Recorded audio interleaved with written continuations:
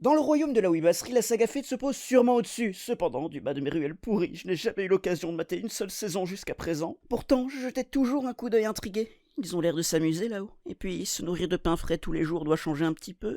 Du coup, j'ai quitté mes Digimon et films de Mamoru au soda, puis enfilé mes souliers Saber et un t-shirt Kill la Kill afin de passer inaperçu. À la fin de mon voyage, j'ai été forcé d'admettre que mes ruelles étaient pas si mal que ça en fait. Je vois vraiment pas pourquoi j'en faisais tout un foin. Faut dire que j'ai commencé par Fate Stay Night, vu qu'il me semble que c'est genre par là que la licence a débuté. J'ai cette fâcheuse tendance de vouloir démarrer par le début. Ouais, je sais quel hérétique, faudrait me crucifier ou m'incendier ou quoi que ce soit qui me permette de réutiliser d'autres sprites. Sans doute que j'aurais eu un meilleur moment en commençant par la 130e série du petit milliard qui existe à l'heure actuelle, mais bon, ce qui est fait est fait. Donc, Fate/Reste Nuit raconte l'histoire d'un paumé qui se retrouve par un concours de circonstances à invoquer une chevalière et rentre dans une espèce de battle royale avec d'autres gens dans une situation similaire et à la fin, il ne peut en rester qu'un. Le gimmick, c'est que leurs partenaires sont des figures mythologiques ou légendaires, ce qui à défaut d'être original ne court pas des rues je suppose. Ah pardon, j'ai dit battle royale, je voulais dire une guerre sainte. Même si pour une guerre je trouve que c'est plutôt chill, les persos se croisent assez régulièrement mais leurs interactions sont plus proches de... Oui, bon je sais qu'on va pas tarder à se trancher la gorge jusqu'à repeindre la flore du quartier de notre sang, mais bon, pas les manger des taiyaki, on n'est pas des sauvages tout de même, pas vrai Grudu?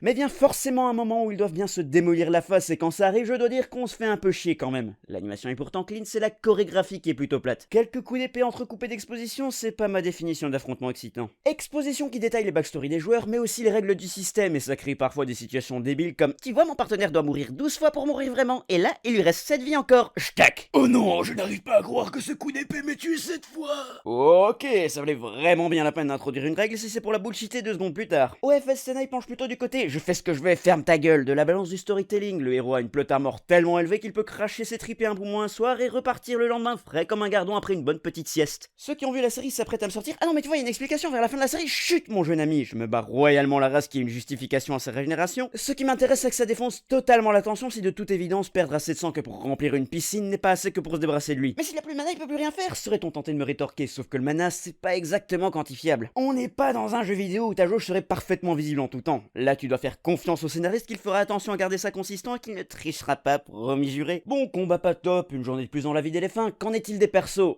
Là aussi il s'agit d'une journée de plus dans ma vie. Ce qui se rapproche le plus d'un développement, c'est le héros qui se rend progressivement compte qu'il veut vraiment devenir la tartine du grille-pain de ses beurres. Et il remplit le combo tellement gentil qu'il tenterait même de sauver Satan, et tellement con qu'il fonce dans les plus gros pièges sans réfléchir. Lors du combat avec le boss de fin, ce dernier lui sort un truc du style « Tu me sembles bien agité, changerais-tu de stratégie si vite ?» Ce à quoi monsieur le défonceur de chat lui répond « Tu comprends rien, j'ai jamais eu de stratégie depuis le début !» Gentil de sa part d'expliquer ce qui me fait chier. Des héros cons qui devraient logiquement perdre contre n'importe quel pecno capable d'écrire leur nom sur un contrôle de maths sans faire de faute, mais qui gagnent quand même parce que c'est eux qui crient le plus fort. Difficile de s'attacher à quoi que ce soit dans ces conditions. Enfin, il y a quelques persos un peu cool parce qu'ils ont un design sympa et un trait unique de personnalité fun, genre lui qui a comme trait de ne pas avoir de personnalité, trop cool. Tout ça pour dire que j'en aime bien certains, mais j'aurais du mal à les qualifier de bons persos. C'est la déchetterie weeb dont je soupe depuis toujours. Même le fluide de mon placenta était rempli de tsundere. Forcément, ça laisse des marques. Malgré tout, sur l'échelle de la chiantise, j'irai pas jusqu'à dire que ça atteint certains étrons dont j'ai déjà pu parler. Cependant, j'ai du mal à voir pourquoi. Est-ce que c'est parce que le fait de voir des types de légendes se foutre sur la gueule est divertissant? Sans doute, faire s'affronter des personnages connus qui ne se sont jamais croisés est un plaisir relativement universel qui ne m'est pas étranger. D'un autre côté, pour que ça marche vraiment, je voudrais qu'ils soient un minimum raccord avec le lore de la vraie vie, parce qu'aux dernières nouvelles, le roi Arthur c'est pas une waifu au gros sein. Bon, je veux bien que l'humanité finira par donner à tout ce qui existe une paire de loges car nous sommes condamnés pour l'éternité, mais alors qu'au moins ce soit raccord avec le reste. Transformez tous les autres en waifu, bande de chiffres-molles, vous attendez quoi? Soyez dégénérés jusqu'au bout. Peut-être qu'une partie de moi ne déteste pas autant que je devrais par simple curiosité. Après tout, s'ils ont fait assez de séries que pour égaler le mont Everest, il y a forcément quelque chose de bien, pas vrai? Si je continue à chercher, je finirai bien par trouver quelque chose d'égalité, non? À moins qu'ils ne partagent aussi en point commun le nombre de petits curieux morts de soif après avoir essayé d'en arriver au bout. En ce cas,